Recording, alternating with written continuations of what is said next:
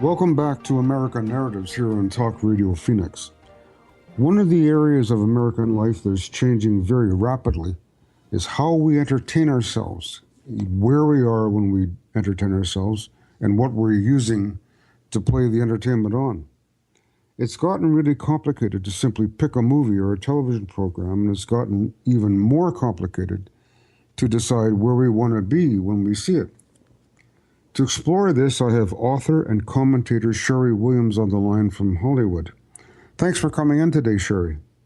Oh, my pleasure. So happy to be here. We know that we're now faced with seemingly endless choices in entertainment, and it seems to be exploding all around us. Is it as simple as saying that we have the internet to thank for all this? Well, the internet, of course, is where the younger generation is going for entertainment. It's opened up a whole new world, including YouTube and YouTubers. Kids nowadays really prefer watching these guys who just have nothing but a telephone and a camera make videos every day. They've got like 5 million followers of the younger generation. So these kids are following with no theatrical production, no overhead, just a phone, a camera. Video gamers are becoming YouTubers, and they're becoming as big as Hollywood stars now. Yeah, and the video quality of some of these programs is, to put it delicately, not the greatest. No, I think it doesn't even matter with the young kids. I think it's about the personality. It's fresh, it's new. Watching television is becoming stale and boring. Well, in terms it's of alive. In terms of watching television, there is a belief that Hollywood and the TV networks, at least the traditional TV networks, are losing some of our attention.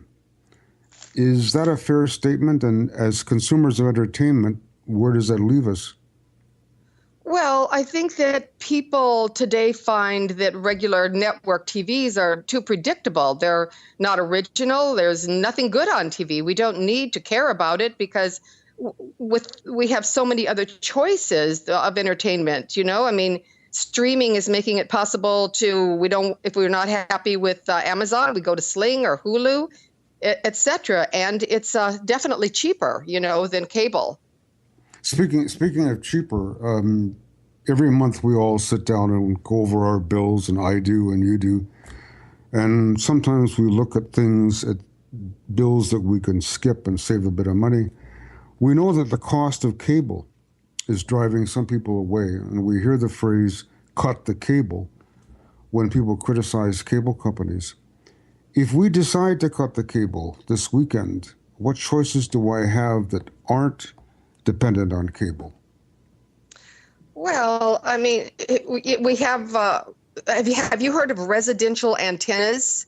Yes. And okay, you're right. Yeah, recordable DVRs, such as this company called Channel Master, that allows us to watch local stations and news, and also watch the networks for our favorite shows, plus streaming through like Sling, Hulu, where we can watch the same stations as we usually watch on cable, the ones that we like ESPN or Bravo or any of the stations on the higher stations. But if we get bored with that, I mean, it allows us to watch shows on demand. People want to watch live shows. You know what I mean? That's the key to a lot of this is on demand. That's where a lot of this is going.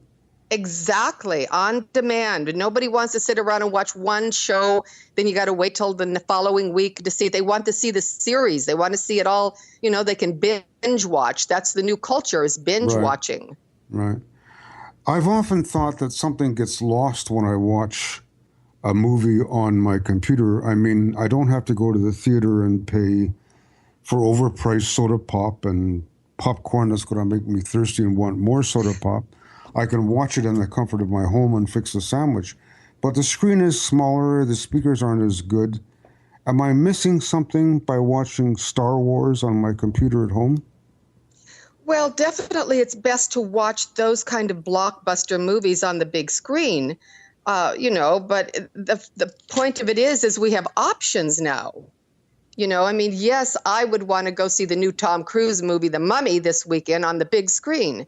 But my thing for watching TV is to see the series. For young people, it's to see the YouTubers. So I think the most wonderful thing of all of this is we have more option choices.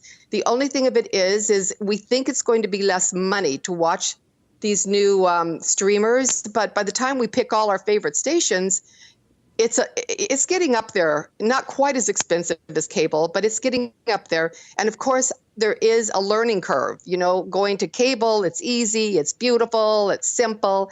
We have to kind of learn a little bit how to maneuver around. But once we do, we just want to binge watch. You've given us a lot to think about, and we're running out of time. I hope you'll come back soon. Oh, my pleasure. Our thanks to author and commentator Sherrie Williams for that look at why the simple act of choosing a movie has gotten so complicated.